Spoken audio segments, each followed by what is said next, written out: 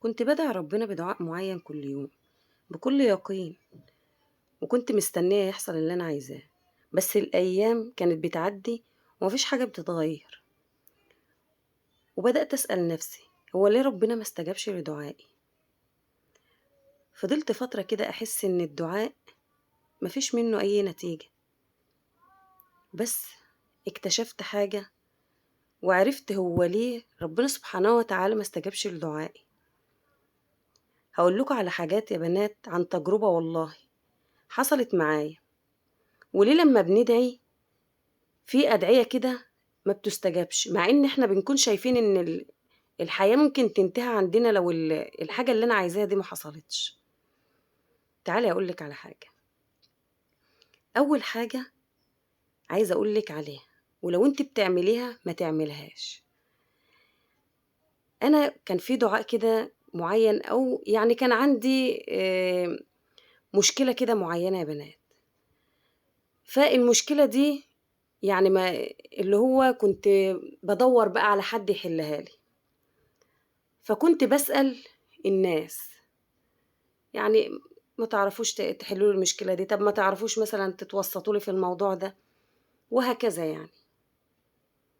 وفي نفس الوقت انا كنت بدعي ربنا برضو ان ربنا سبحانه وتعالى يزيل من عندي المشكلة دي، او يعني الهم ده كده يتشال كده من عندي. كان نفسي ان انا كده اغمض عيني كده وافتحها الاقي الموضوع ده يعني ايه اتحل. بس سبحان الله يا بنات، والله العظيم اللي حصل خلاني بعد كده يعني ايه خلاص اعرف لما اجي ادعي ازاي، ولما اجي او ليه انا ما استجابش الدعاء في اللحظة دي. اولا الغلط اللي انا عملته ان انا سألت الناس، يعني انا بسأل عباد الله، في ربنا سبحانه وتعالى هو اللي خالق وهو اللي قادر على كل شيء. انا يعني استغفر الله العظيم، ودي حاجة ندمت عليها جدا. والله والله يا بنات دي حصلت معايا بجد. الحاجة دي أنا ندمت عليه. إزاي أنا مثلا واقعة في مشكلة زي ديت وأروح أسأل فيها ناس عادية زيها؟ يعني إزاي؟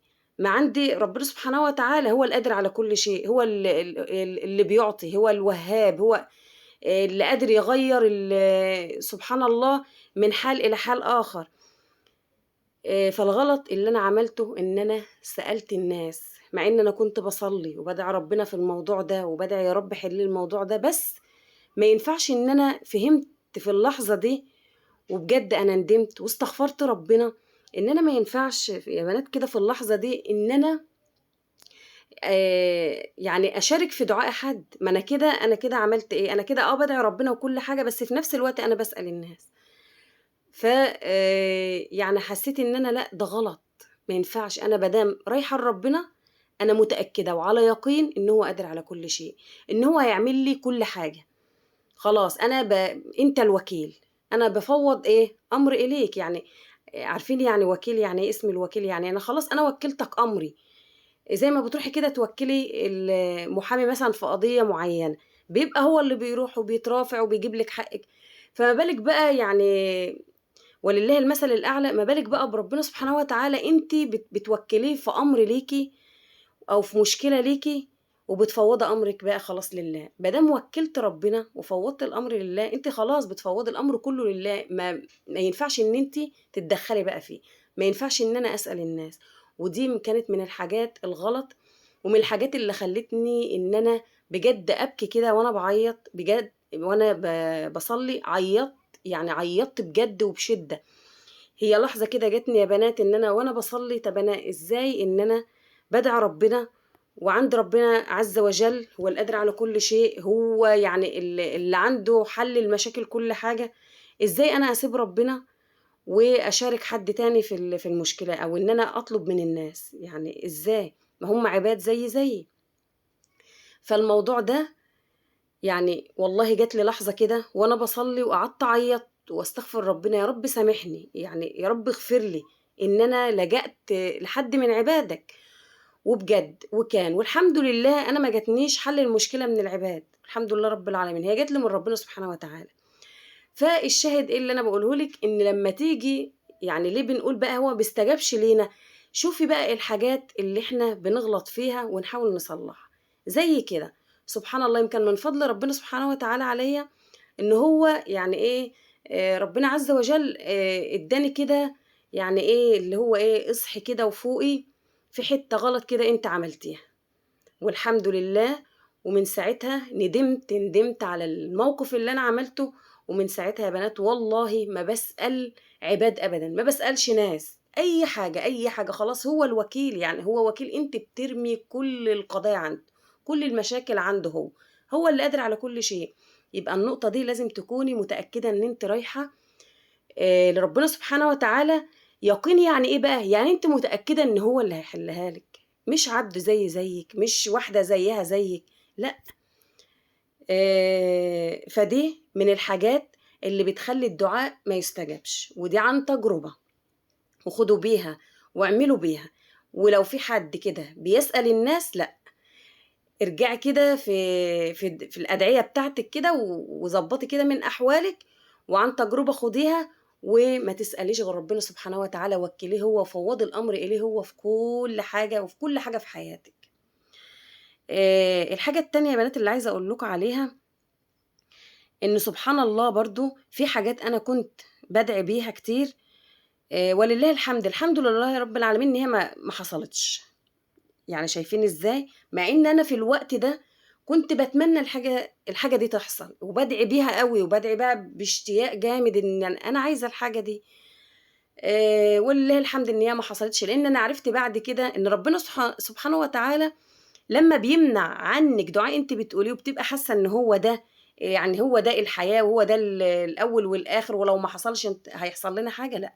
هو لو ربنا سبحانه وتعالى ما لبلكيش الدعاء ده، او ما استجابش ليكي في الدعاء ده، اكيد الحاجه دي مش خير ليكي، اكيد الطلب ده مش خير ليكي. وده حصل معايا في كذا موقف، ان في حاجات كتيره كنت بطلبها من ربنا سبحانه وتعالى، وطب ليه أنا ما بيستجيبليش؟ طب انا عماله ادعي اهو، طيب ما انا بدعي ربنا اهو، ليه ما بيستجيبليش؟ لان الحاجه دي مش خير ليكي. والله يا بنات دي عن تجربه، الحاجه اللي ربنا سبحانه وتعالى ما بيستجابهاش ليكي دي ما بيبقاش ليها خير ليكي. ودي من مواقف كتير حصلت في حياتي، وبعد كده الحمد لله رب العالمين، ان يعني ان ربنا سبحانه وتعالى هو منعها عني، لان هي بجد ما كانتش هتبقى خير ليا، ده كانت هتبقى يعني ايه، زي نقمه كده عليا، او حاجه هتجيب لي مشاكل، او مش هتخليني مطمنه، ولا في عندي كده سكينه في الحياه اللي انا عايشاها. من ساعتها برضو عرفت ان ربنا سبحانه وتعالى مش ان انت ما بيستجابلكيش دعاء، لا، ان الموضوع اللي انت عايزاه اكيد ما فيهوش خير. ولما بيروح منك هتحسي براحة وبسكينة، وهتحسي ان انت يعني ربنا هيديكي مكانه اطمئنان كده، ان لا، مش هي يعني ايه، ان انا عادي ممكن اعيش لو الحاجة دي ما حصلتش، بيديكي مكانها طمأنينة كده وسكينة، وبيبدلك مكانها خير، سبحان الله. فمن ساعتها سبحان الله من الموقف ده بقيت أقول الحمد لله على ما أعطيت، والحمد لله على ما منعت. أكيد يعني بحمد ربنا في اللي بيدهوني، وبحمد ربنا في اللي بيمنعوا مني، أكيد اللي بيمنعوا مني ده مش خير ليا. ودي تاني حاجة من اللي كانت بتحصل لي. من الحاجات اللي أنا عرفتها برضو يا بنات بعد كده، إن في 3 حالات للاستجابة للدعاء. أول حاجة، إما إن ربنا سبحانه وتعالى يحقق لك اللي أنت طلبتيه، وده أكيد بيكون خير ليكي، وده مكتوب لك، وده هيجيلك، سبحان الله. مادام خير ليكي يبقى ربنا سبحانه وتعالى هييسر لك الأمر، وهيجيب لك اللي أنت عايزاه. تاني حاجة، إن بسبب الدعاء اللي أنت دعيتيه ده، ممكن ربنا سبحانه وتعالى ما يستجيبش لك الدعاء، لكن هيدفع به بلاء، يعني إحنا ما نعرفوش، في حاجة كده سبحان الله كانت هتحصل مش كويسة لينا، بس ربنا سبحانه وتعالى يعني إيه منع عننا البلاء ده.